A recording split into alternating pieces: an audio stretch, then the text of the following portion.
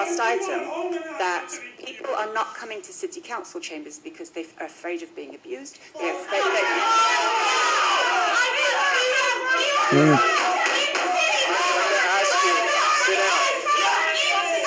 That's the Portland spirit. This is your warning that if you continue to disrupt the city council, you will be removed and you could be arrested. So freedom of speech is going your way, This not is my your way. warning.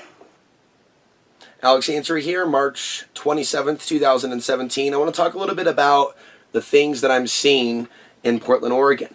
Not necessarily the protests in the streets, more so the protests that we're seeing directly inside City Hall. I've been watching the testimony from the public very closely the last 3 years, intently, especially since I met a guy named Keith Davis. Now, David Keith Davis has been going down and testifying before City Hall on the rising statistics of child sex trafficking. He's been asking the big questions.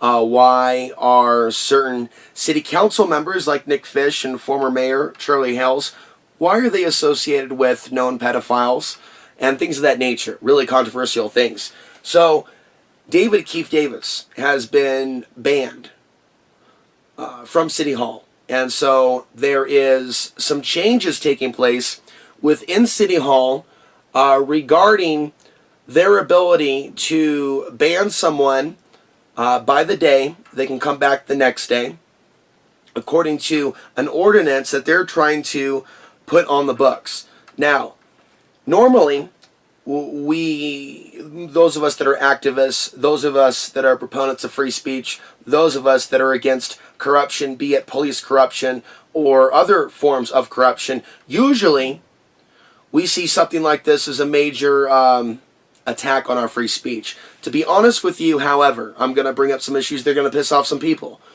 There is a fair amount of misdirected anger, to say the least. Not just with some of the protests, but with the things that I'm actually hearing some of the Portlanders say.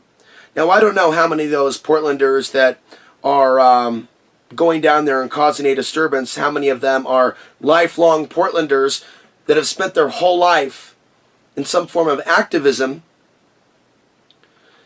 and how many of them are truly, genuinely concerned about the homeless. But what I'm hearing from a few people that are going to City Hall on a regular basis, I'm hearing blame. I'm hearing anger. I'm seeing finger pointing, and it's at the direction of the mayor of Portland for a homeless epidemic that did not start with this mayor. It did not start with the last mayor. And it's in a city that I happen to live in, but in particular that I slept in my vehicle in when I returned to Portland, and even returned to the airwaves via cable access TV. And although it was difficult to return to the city of my birth without family there or support from the audience, I continue my show anyway. Now, this video isn't all about my experience in Portland, but what it taught me was, if you're perceived to be outside the left-right paradigm, it doesn't matter if you're a real racial minority. They can go ahead and act like they care about immigrants and minorities and that they're really against white supremacy. But I found that Portlanders have their own form of tribalism. And if you're outside their little collective, the little consensus reality, and we've seen Black Lives Matter, in particular through the form of Don't Shoot Portland. Yes, they'll say Black Lives Matter. No, they won't say Iraqi Lives Matter. No, they won't say Afghan Lives Matter. No, there isn't an anti-war movement. It was effectively killed during Obama. So I left that city for a reason. When I see the disingenuous activists causing a scene at City Hall, what's happening is, to cut to the chase, the interrupting city proceedings, and going on these chants and tirades, and it really centers around several issues. And so they're talking about the homeless issue, they're talking about the police contract over here, and then, of course, accusing on a regular basis the city of Portland, all the police is having an interest in killing black men, hunting them down. And there's actually a statistic, I don't know if you've heard about it, but after the recent shooting of the young black teenager who pointed allegedly a replica gun at a police officer after robbing a homeless man who was sleeping in his car of his food card, his EBT card, you have protests screaming his name over and over and over as if he's a victim. Okay, so if they are against all minorities being killed by either whites, the police, and or military, where are the protests against the millions of dead Afghanis? In particular, innocent ones that aren't accused of stealing anybody's EBT card. And so what I see here is misplaced aggression in Portland, Oregon, to use it as a microcosm for a macro because I know the area well, so I'm covering what's going on there and I'm keeping my eye on the situation. So you have a situation on the other end where the mayor is expected to provide housing also for all these people, or he's considered a monster. Now, I'm not defending the mayor. I'm not friends with the mayor. I'm not saying the mayor is involved in some corruption I've mentioned on this channel. He may have taken money from the Chinese. There was an investigation that was launched several years ago, and so this has come out.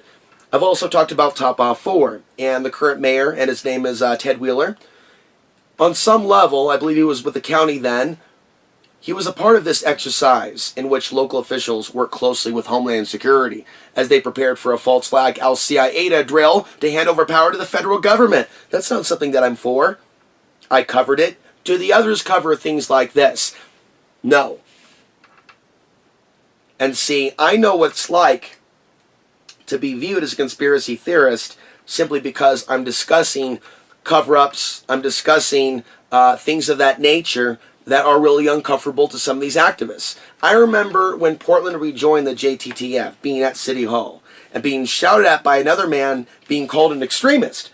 Like I make people look bad because I was voicing my dissent after their vote to rejoin the JTTF, citing the fact that the FBI was basically masterminding the alleged terror attack attempt on the Portland Christmas tree of 2010. The FBI was behind that. They freaked the people of Portland out. They said the Somalian guy was plotting to blow up a Christmas tree. And I, on the air for years, brought that up. Isn't it's interesting? They had Top Off 4 in Portland several years earlier, where they get Homeland Security to work with Portland area resources like this, right? Modernize the emergency response center, let in the big bad wolf, Homeland Security, in through the back door. I know what it's like for those activists in Portland to look at me all those years that I covered those things as some sort of a conspiracy theorist. And now that Donald Trump is the president, there are people that are putting on their conspiracy cap, and they're not afraid to go, well, I see this threat and this conspiracy, because they're being fed that talking point from the media. What about being kind to people that have maintained their political independence each administration? It seems that from the people on the left and the right, there just is no respect. No respect. But what blows my top above all this and more, it's not just their inability to say one day out of the earth their protests, we're against these wars that are killing millions. It's not just that, it's the fact that they say that they're homeless advocates or activists for the homeless.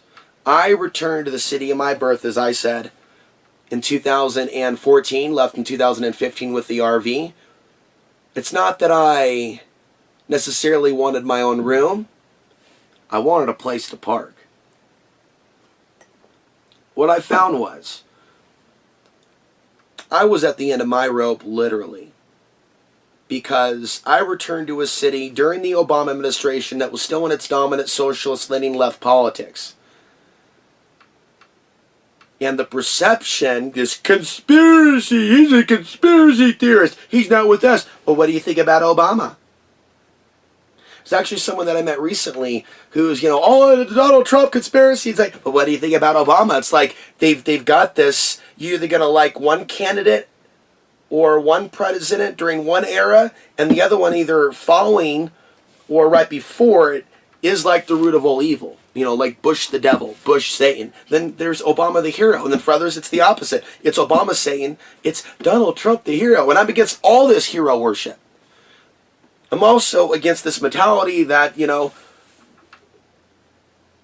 a president's going to come along and be the ultimate evil. All they are is just passing on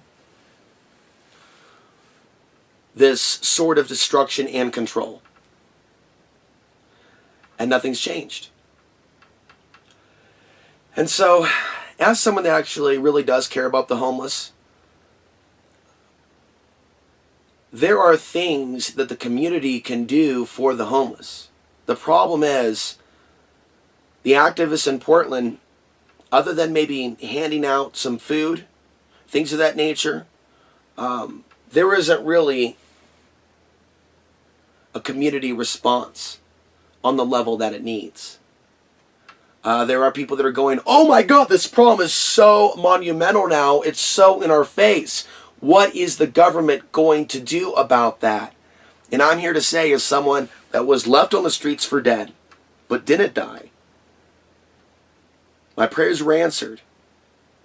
And I never have to live in that city of my birth again. I never have to sleep in a vehicle again. I can live off the grid. I can make payments on my land. I can make videos here. I can continue to speak from the heart, even if it makes people angry.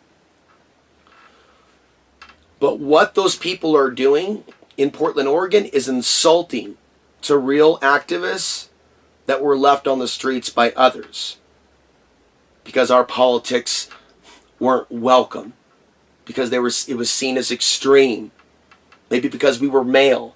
Maybe because we have this ongoing gender warfare going on. And I talked about this in Portland, Oregon. All these good men that have been left in the streets for dead. The gender warfare. And sometimes, you know, the almost lustful, on the part of men and women, desire to have a female that looks just the right type in the workplace, leading to so many men of different ages and racial backgrounds left in the street for dead. What those activists in Portland that are busy interrupting other people need to do is look in the mirror and acknowledge the pain that they've brought other activists and homeless for acting out of self-interest. So in the end, what's taking place in Portland, Oregon is that these activists are acting like they're being victimized. And if you pay attention, you subscribe to the PDX City Council YouTube channel, and you watch what's been going on over the years, you see like all this anger, all this frustration regarding all the world's social ills, and it's being literally directed, blamed, shouted at, thrown at puppets. Puppets. And absolutely no accountability or responsibility for the people that those Portlanders left behind. Portland is a microcosm for a macrocosm, ladies and gentlemen. And so the purpose of everything here and everything that I shared is that you can learn a lot about the world and the larger problems that we face from looking at this microcosm of what's going on here with this misdirected anger and blaming. Most of all, you can learn from the mistakes that these human beings are making by coming up with their own little counterfeit devils called the mayor of Portland and the city council, while propping themselves up to be angels and patting themselves on the back. Don't be like them. Be a real activist for change if you claim to be. If you claim to care about the homeless, support those that are trying to do something for themselves, especially if they're trying to be an independent voice in the media, especially if they're trying to document their experiences, especially if people are trying to go off grid. Support people going off grid. And understand there are larger issues in our system. There are other people to blame other than a friggin' mayor.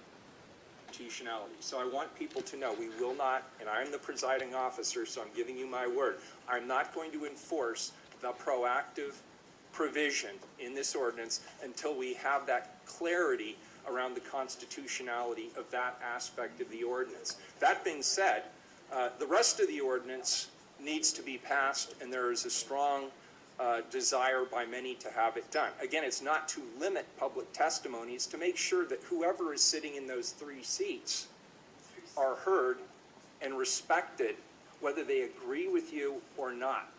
That's the point of this. So without further ado, if anybody has any more comments or questions, I'll ask that we call the roll. Call the roll, please. The public testimony was already last week. This is the second reading. Please call the roll. Fritz? Please call the roll. I can't talk if you're yelling. The mayor has just said that it's not going to be enforced until the courts have said it. The mayor, as the presiding officer... I'm going to ask, listen, we have heard you. I'm going to ask that you hear the city councilors now. Go ahead. We listen to you guys all the time. All the time. Until you hear from the federal court. You're up. I know. All right, I'll just keep talking so maybe the people... Adult children. Because, as Get I ready said for it. on the last item, that people are not coming to city council chambers because they are afraid of being abused. They're afraid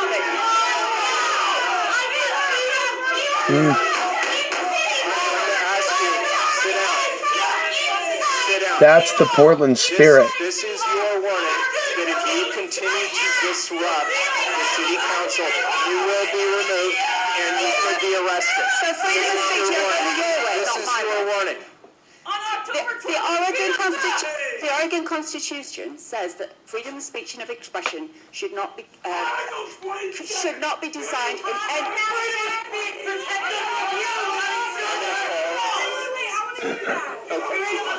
Want to get a close-up of her facial expressions. The state of Oregon says, but every person shall be responsible for the abuse thereof. And what's happening right now is an abuse of free speech rights. Several years ago, I took a really great writing class from Christopher Rose at PCC. It was taught seminar style. It was a student-led discussion. There were some simple rules. Come to the class prepared to participate in the discussion. That requires that you do the reading. The other rule was if you dominate the conversation, you lose points and your grade goes down. As someone who clearly enjoys talking a lot, although I would argue we don't collectively do most of the talking that goes on in this room. That was a really important lesson for me, and it really kind of reset my baseline for participation in group discussions. The city needs to do a better job providing the public with the information they need to make informed decisions and come to this council and provide meaningful commentary on our policies and the work we're doing on behalf of the public. I vote aye. Wheeler.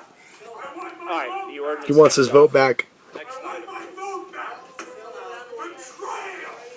Item 256, authorize a contract with There we go. the responsive bidder for construction of the southwest... I've never seen behavior like this in Portland. This never happened back in the day. This is all about just shutting down the meeting, shut down the meeting, shut down the meeting.